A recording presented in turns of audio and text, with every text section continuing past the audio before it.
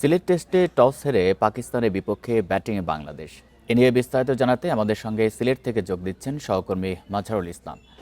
মাঝার, এই ব্যাটিং বিপর্যয়ের কারণ কি? ব্যাটাররা দায়িত্বহীন ব্যাটিং করেছেন নাকি উইকেট বোলার ফ্রেন্ডলি? দেখুন, বল ভালো করেছেন নিঃসন্দেহে পাকিস্তানি বোলাররা। এর সাথে আবার ব্যাটাররা যেমন মিরাজ যেভাবে আউট হয়েছেন, আপনি কোনোভাবে সেটা মেনে নিতে পারবেন না।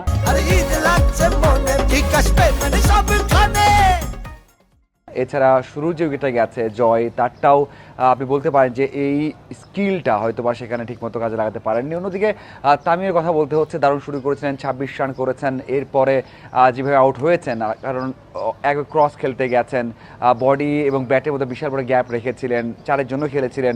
যদিও টি-20 বা ওডিআইয়ের জন্য এই শটটা ঠিক আছে, কিন্তু টেস্টে এই শটটা আসলে কোনোভাবে আপনি মানতে পারবেন না। হ্যাঁ, এর আগেও শট খেলেছেন, 3-4 হাঁকিয়েছেন, বলতে পারেন যে হ্যাঁ এগ্রেসিভ খেলেছেন, কিন্তু কিছু জায়গায় তো আপনি এগ্রেসিভ খেলতে পারবেন না। সেই ভুলটা হয়তো তামিম করেছেন, কারণ তামিমের first match, first innings test ক্রিকেটে, সেটা হয়তো বা তার হয়তো বা সেভাবে এক্সিকিউট করতে পারেননি। তবে বাকি যারা আছেন, শান্ত ভালো স্টার্ট পেয়েছিলেন, মুশফিক ভালো স্টার্ট পেয়েছিলেন, মুমিনুল ভালো স্টার্ট পেয়েছেন, তাদের আউটে অবশ্যই বোলারদের ক্রেডিট আপনাকে দিতেই হবে। বাট এখন যে পার্টনারশিপটা হচ্ছে, এই পার্টনারশিপটা খুবই ইম্পর্টেন্ট।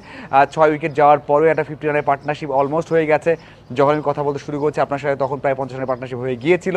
এবং এই পার্টনারশিপটা যতক্ষণ লিটন টিকে আছেন ততক্ষণ পর্যন্ত অবশ্যই বলতে হবে যে বাংলাদেশের ভরসা আছে। কারণ একটা পার্টনারশিপ হলে যদি আরও 100 রান হয়, বাংলাদেশ দল 300-র আশেপাশে করতে পারে, তারপরেও কিন্তু ভালো একটা স্কোর, যেটা কিন্তু আপনি বলতেই পারেন যে এই টেস্ট জয় অথবা ড্র করার ক্ষেত্রে কিন্তু একটা মোমেন্টাম পাওয়া যাবে। সো যে ধাক্কাটা লেগেছে, সেই ধাক্কাটা অবশ্যই বড় একটা ধাক্কা, তবে এখনও কাটিয়ে ওঠার একটু হলেও সুযোগ আছে বা সম্ভাবনা আছে, সেটা যদি লিটন ভালো করতে পারেন। মাঝার, আরেকটি বিষয় জানাবেন, ম্যাচ তো বৃষ্টি বিঘ্নিত হওয়ার একটা আশঙ্কা রয়েছে। আবহাওয়া পরিস্থিতি আপনি এই মুহূর্তে কেমন দেখতে পাচ্ছেন? সেই সাথে দর্শকদের উপস্থিতি কেমন? এই মুহূর্তে যদি বলেন, আসলে খুব রোদ, দেখতেই পাচ্ছেন অনেক রোদ পড়েছে ফেসের উপর। কিন্তু সকালে অনেক বৃষ্টি হয়েছে, যখন টস হয়েছে তখনও হালকা বৃষ্টি শুরু হয়েছিল, পরে যথাসময়ে খেলা শুরু হয়েছে। মানে কখনো মেঘ, কখনো বৃষ্টি, কখনো বাতাস, এমনই চলেছে।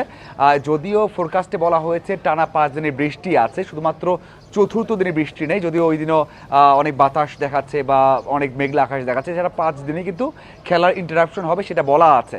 তারপরেও আজকে যেটা বলা আছে ফোরকাস্টে, সেটা কিন্তু হয়নি, এখন পর্যন্ত বৃষ্টি আসেনি, দারুণ ওয়েদার আছে। তবে বলা কঠিন যে কখন মেঘ করবে, কখন বৃষ্টি আসবে, আবার কখন ম্যাচের সিনারিও চেঞ্জ হবে, সেটা বলা কঠিন। বাট এখন পর্যন্ত বলতে চাই যে হ্যাঁ, এখন পর্যন্ত ভালো আছে। এবং দর্শকের কথা বললেন, দর্শক সেই তুলনায় আসেনি। টেস্ট ম্যাচে যেমনটা হওয়ার কথা, তেমনটাই হয়েছে, কারণ টেস্ট ম্যাচে খুব একটা আগ্রহ নেই সবার, এই জন্য অনেক দর্শক কম। হয়তো বা ওডিআই টি-20 যেমন দর্শক হয়, সেটা আশা করা ভুল হবে, বাট যেটা আশা করা হয় তার তুলনায় হয়তো দর্শকটা একটু কম আছে, সেটাই বলতে পারি আমরা। সিলেট থেকে জানাচ্ছেন সহকর্মী মাঝারুল ইসলাম।